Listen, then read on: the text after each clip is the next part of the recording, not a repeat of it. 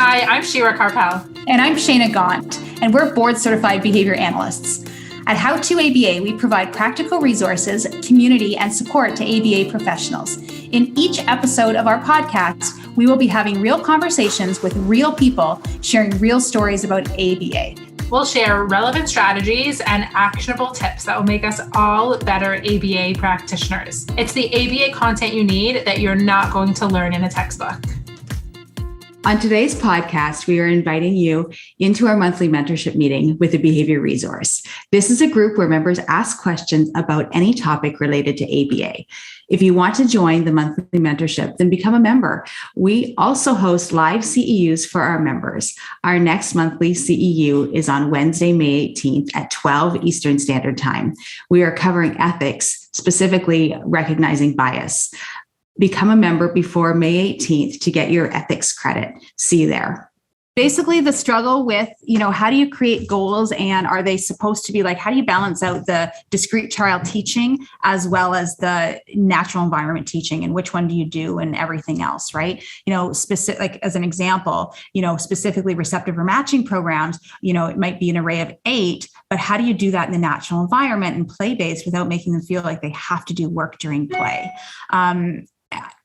Courtney, can I go off on a little tiny bit of a tangent? Because I encountered this yesterday, actually. And so I'm working right now with an 8-year-old. I think he's 7. Anyways, he's just starting ABA. So he's like relatively new. He's got a little bit of skill, but for all intents and purposes, I would put him at a beginner learner.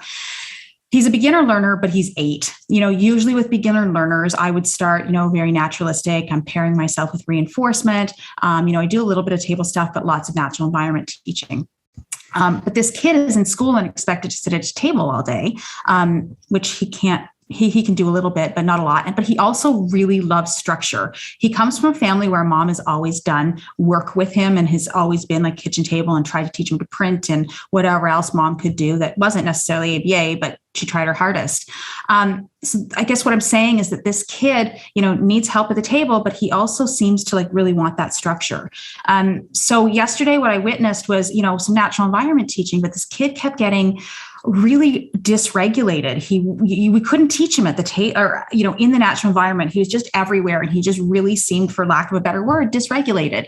As soon as we brought him to the table, there was a little bit of resistance. And then we moved him to the floor, which was fine. So to me, it's still discrete trial teaching. We moved him to the floor and, we put cards in front of him and what have you. And within about a minute, he just seemed to regulate and he calmed right down.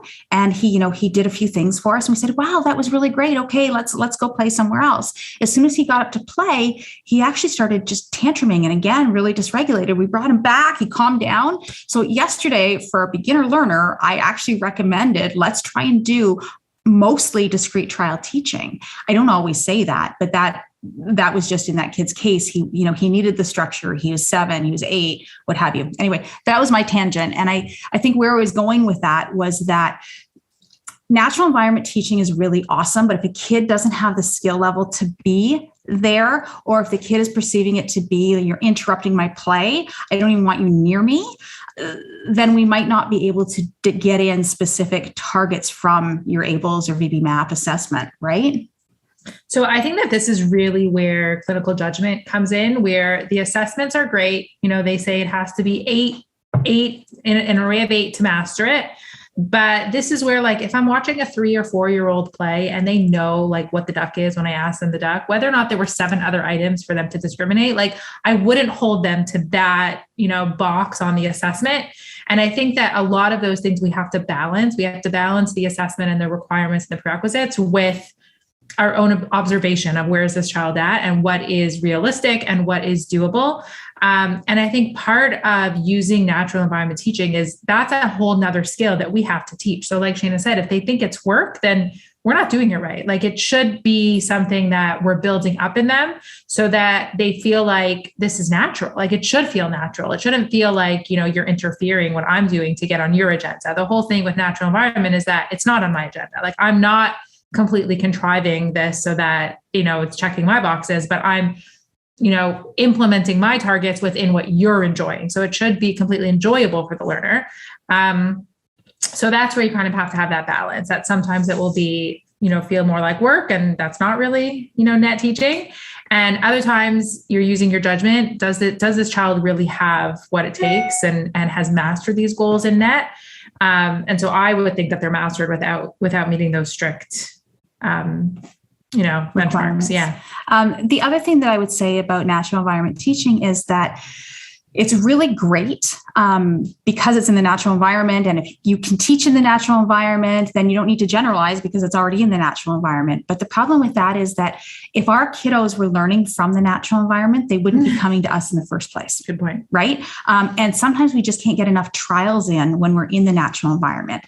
So, what I'll do, or maybe it's just the way I justify things, is that I will teach specific targets at the table and other targets in the natural environment. So, the more language-based stuff, like not the requesting, but your like feature function class or your math facts or whatever I'm teaching, like that's all tabletop stuff. When I say table, it doesn't necessarily need to be a table, but I think you know what I mean, like the discrete trial. But your softer skills can be in the environment. So if you've got a child who doesn't really want you in their play because you're putting demands on them, then you know what? Maybe the goal for the natural environment isn't that they're going to pick out duck from an array of 8 in the natural environment, but just that child is going to let me into their play. That child is going to think I'm fun, regardless of whether I am or not, right? But the child is going to think I'm fun. The child wants me in their play and going to sustain that. Maybe my goal is joint attention within play. Like those softer skills are still huge. And that's what you can, do during play. Appropriate protests. Stop touching my toys. I want that one. Oh, I want this one. You can contrive different colors, manding with colors, that kind of thing. But if they're not into it, you have to abandon it and you've got to go with something else, right? So that's where, you have the discrete trial as well to back you up. This person has a 3-year-old student with pretty advanced verbal repertoire. They're currently working on spontaneous manding because even though he can tact and sing and recognize numbers and letters, and he can also respond, he usually doesn't always request for items, or he'll request by putting his arms up so that we can lift him up. One of his parent goals is socialization with other kids and relinquishing reinforcement. So when he's at home, he engages in contextually inappropriate behavior. They don't say what it is, but that doesn't matter. He's able to independently go to his room in a dark area and calm down. However, his mom brought this up to me that they can't use that approach in public because there is no dark space in public necessarily. So the question is, what about ACT or AIM? But he may be too young for that. Should they just continue working on the manding piece and teach him to say no thank you to aversive situations before he engages in the contextually inappropriate behavior? Or should they start teaching him coping strategies? So there was like a lot of different pieces. I felt like within this question, there was like the regulation and the manding and the aim and what else, and relinquishing reinforcement and coping strategies. And I think that my recommendation would be like, figure it out. What's the most important thing here? Is it teaching him an alternative replacement skill for tolerating relinquishing reinforcement? Is that the issue? Is that the social issue that you're talking about? And for a 3-year-old, like quite possibly, because they don't really have many other social skills that we're expecting them to have. So is that the issue? And I also find that sometimes skill acquisition gets a little bit mixed up with regulation. Like everything kind of becomes, you just need to learn how to calm down and like everything will be okay. When really no, like it's just a function of access or a function of escape. And it's not about being overwhelmed necessarily. Yes, the overwhelm happens when they don't get what they want, but I think sometimes it becomes a bit of a catch-all where we teach this calming down and regulation and overload and overwhelm instead of an appropriate replacement skill. So my suggestion would be to figure out what that replacement skill is. Is it a manding skill? Is it a tolerance and delay skill? Is it, what is that skill that you want him to do instead? The question was a little bit vague. And then, use reinforcement and shaping and all of those strategies to teach up that replacement skill. So the question asked about ACT and AIM, if that's age appropriate for a 3-year-old. And it might be like there's no age minimum to use ACT and AIM, but what it would look like is kind of how I described. What, the value would be their reinforcer. Like, what do you want access to? Or what is it that you're going to reinforce the student with?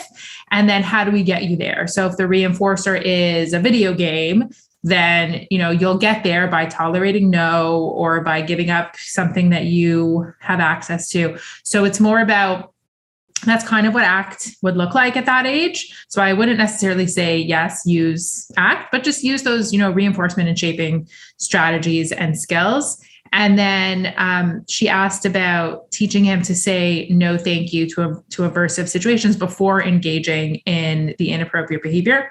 Yes, like that's generally a good strategy. Figure out that replacement skill, whether it's saying no, tolerating no, giving up preferred items to peers, whatever that skill is. Teach it and prompt it before the challenging behavior happens. So based on the information we got in that, I think that would be my suggestion. What about you? I would also say role play. If you've got a kiddo who's got a pretty advanced verbal repertoire, sometimes what I find is that kids can answer questions, but they may not always be spontaneous. And if they're still working on some manding skills, it means their manding's not fluent.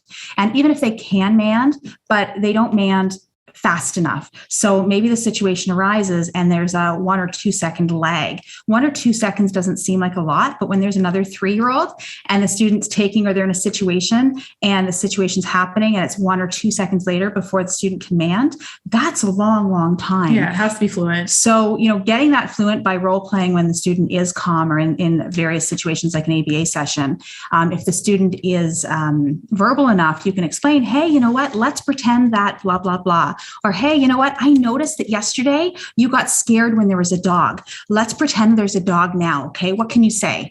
Awesome. You can say that. Okay. Let's pretend I'm the dog. Okay. Here we go. Or, hey, this Stuffy's the dog.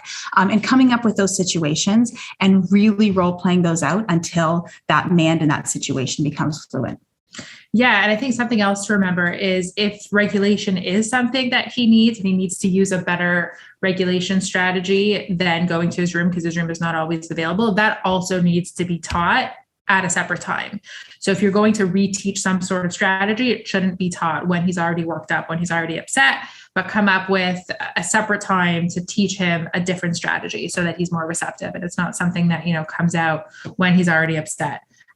We talk about that a lot with teaching, calming down and regulation and all those skills that you want them to show in the moment.